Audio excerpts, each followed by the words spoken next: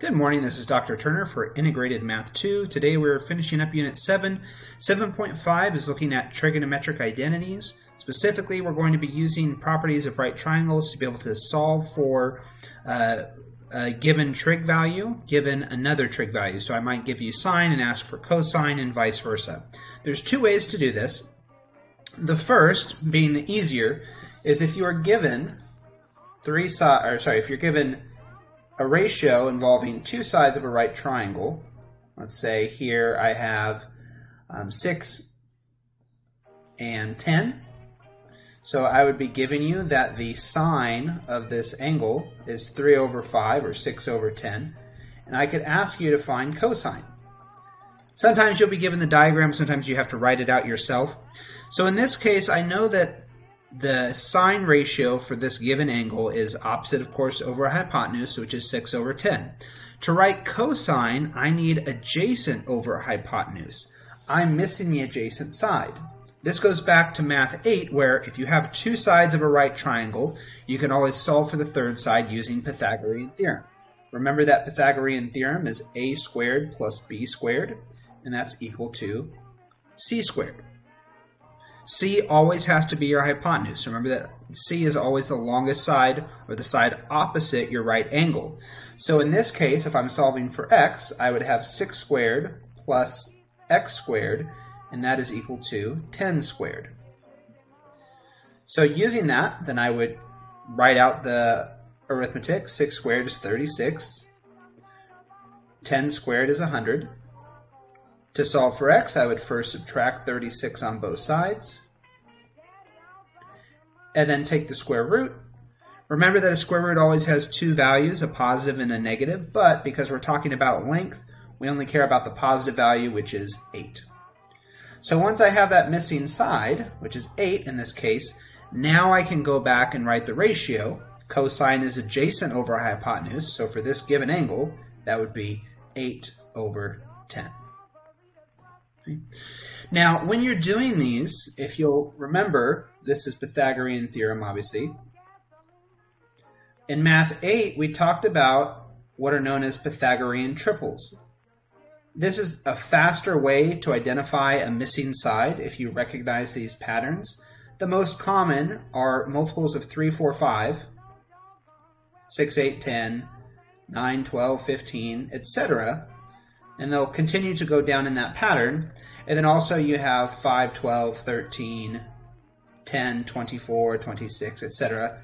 Those 6 make up about 75% of the problems you'll see involving Pythagorean theorem. So if you have those numbers committed to memory, you don't have to work out the Pythagorean theorem like we did here in example 1. If I see 6 and 10, I know automatically that the missing side is 8. But if you do forget your Pythagorean triples, you can always work it out the long way using the Pythagorean theorem. Okay. So let's look at another example just like that. So there's number 1. Here, do number 2.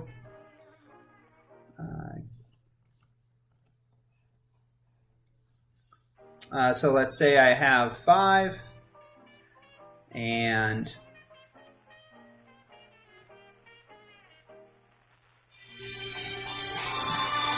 let's say I have 5 and 13, and I want to solve for the missing value.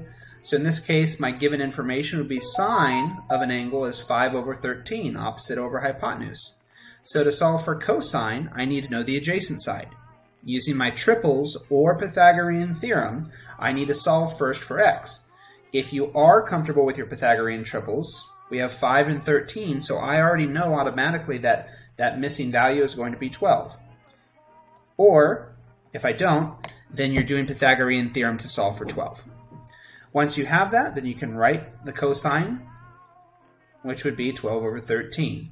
To clarify, in the directions for the assignment, it'll tell you sine or cosine, and then ask you to find the other trig ratio. So sine is blank, solve for cosine, or cosine is blank, solve for sine. It'll tell you what it's wanting you to solve for. Okay? So that's about half your assignment. Now, sometimes our sine values aren't given by a ratio. They're just given by a decimal approximation, as we saw in previous sections for Unit 7. So I might be given something like sine of an angle is equal to, let's say, 0.8 4, and asked to solve for cosine. Now in this case, it's going to take a little bit of reworking. We have in trigonometry what are known as Pythagorean identities, and they are derived from the Pythagorean theorem. The first of which being, and again, if we were in person, we'd talk about how this is derived, but for now, the first Pythagorean identity is sine squared theta plus cosine squared theta equals 1. A couple things on this. First off, notice that my squared I'm putting by the sine and not by the angle. That's to differentiate from sine of theta squared versus sine theta quantity squared. But basically whatever my sine value is, I would square that. So if I give you a sine value that's a decimal and I ask you to find cosine, you are plugging in 0.4 for sine and you're going to square that value. Now this is an equation that has one variable and we're going to work it backwards and solve. Okay, so 0.4 squared would give me 0.16 plus cosine squared theta equals 1. I would treat that like any other variable, so get cosine by itself. 1 minus 0.16 would be 0.84. And then to solve for cosine theta, I would take the square root of 0.84. Again, if I'm given a decimal approximation, this is going to be another decimal, so I can use my calculator to figure that out. That gives me a value of approximately 0.917. So that would be my answer. In these examples, I was starting with sine, but it could go the other way. I could give you cosine as well and ask you to solve backwards. So let's say I have cosine of theta equals 0.25. And I ask you to solve for sine theta. Now, 0.25 you could write as a fraction. It's up to you if you want to write it as a fraction or decimal, but I'm using that same Pythagorean identity, sine squared theta plus cosine squared theta equals 1. I'm plugging in my given value, which is cosine theta, which is 0.25 squared.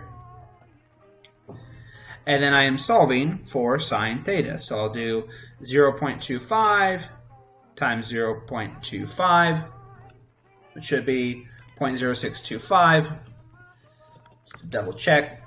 So I have sine squared theta plus 0.0625 equals 1.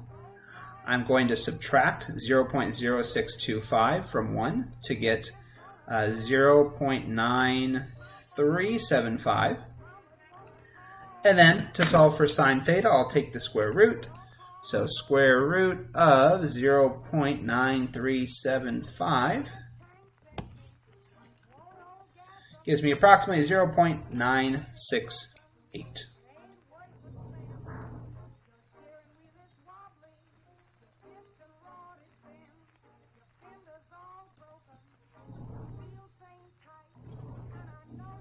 Uh, 0.968. And that would be my answer. So if you're given whole numbers or fractions for your sine value, then typically you can use Pythagorean theorem to solve for the missing ratio. If you're given a decimal approximation, then you want to use your Pythagorean identity to solve for the missing ratio. That's it for today, guys. If you have any questions, please reach out to me. Otherwise, have a good day, and I will talk to you soon. Bye.